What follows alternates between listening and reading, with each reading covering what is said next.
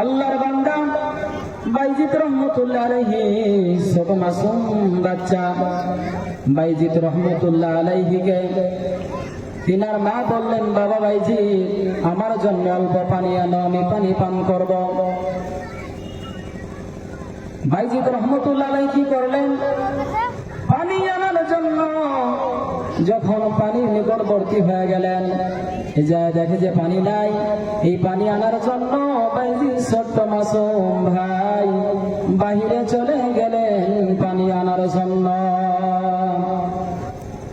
ছোট্ট শিশু বাইজিদ মুস্তামি রহমতুল্লাহ আলাইহি বাড়িতে এসে ঘরের মধ্যে যা দেখে, মা জননী ঘুমাইয়া পড়েছে।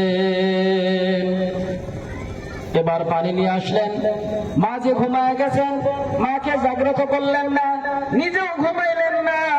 মা যে ঘুমিয়ে গেছে, আমি যদি এখন ডাক দেই, জাগ্রত করি, মার ঘুমের কষ্ট হয়ে যাবে। আর আমি যদি ঘুমাইয়া যাই, মা জাগ্রত হয়ে যদি আমার কাছে পানি চায়, আমি যদি না দিতে পারি, মার কষ্ট হয়ে যাবে। এই কথা বলেন বাইজিদ রহমতুল্লাহ আলাইহি হাতের মধ্যে পানির গ্লাসটা নিয়ে দাঁড়ায় আছেন। ঠান্ডার সময়, ঠান্ডার দিন, কাঁপতে কাঁপতে কাঁপতে সারা রাত পার হয়ে গেল। এবার মসজিদের মধ্যে যখন আজান হয়ে গেল, মা জননীর ঘুম যখন ভেঙে গেলেন, মা জননী তাকায় দেখে ছোট্ট মাসুম বাইজিদ ঘুমায় নাই, হাতের মধ্যে পানি নিয়ে থরথর করে কেঁপতেছে। মা বলতেছে, বাবা তুমি কেন এখানে দাঁড়ায় আছো পানি নিয়ে? বাইজিদ রহমতুল্লাহ আলাইহি বলেন, মাগো আপনি যে আমার কাছে পানি চেয়েছিলেন, আমি পানি নিয়ে আনার জন্য গেছি, কিন্তু দেখি ঘরের মধ্যে পানি নাই। মাগো আমি বাহিরে থেকে পানি আনতে আনতে মাগো আপনি তো ঘুমায় পড়েছেন।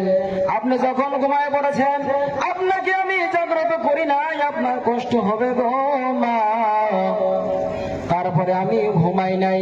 যদি আমি ঘুমায় যাই, আপনি যদি আমার কাছে পানি চান, আমি যদি জাগ্রত না হই গো মা, আপনার কষ্ট হয়ে যাবে।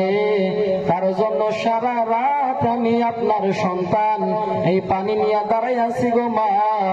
যে সময় পানি চাবেন, ওই সময় যেন আপনাকে দিতে পারি। ছোট্ট বাইজিদ রহমতুল্লাহ আলাইহির মুখে যখন এই কথা শুনলেন, ওই পানি দিয়ে কি করলেন? সুন্দরভাবে উযু করলেন। আর বাইজিদ রহমতুল্লাহ আলাইহিকে কাপড় দিয়া বিছানার মধ্যে ঘুমায়া দিলেন। ফজরের নামাজ আদায় করলেন।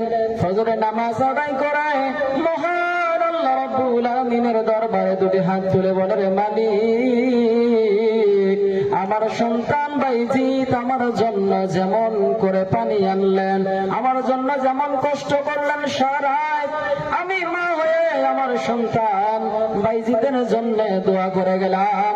ও মালিক, আমার সন্তানকে জগৎ বিখ্যাত ওলিয়ে কামিল সুলতানুল আরিফিন বানায়া দিও। এই মা দোয়া করতে দেরি, আমার মাওলা ওই মা জননীর দোয়া কবুল করতে দেরি হইল না। সুবহানাল্লাহ। মায়ের দোয়ার বরকতে বাইজিদ রহমতুল্লাহ আলাইহি জগৎ বিখ্যাত আল্লাহর ওলি হয়ে গিয়েছিলেন।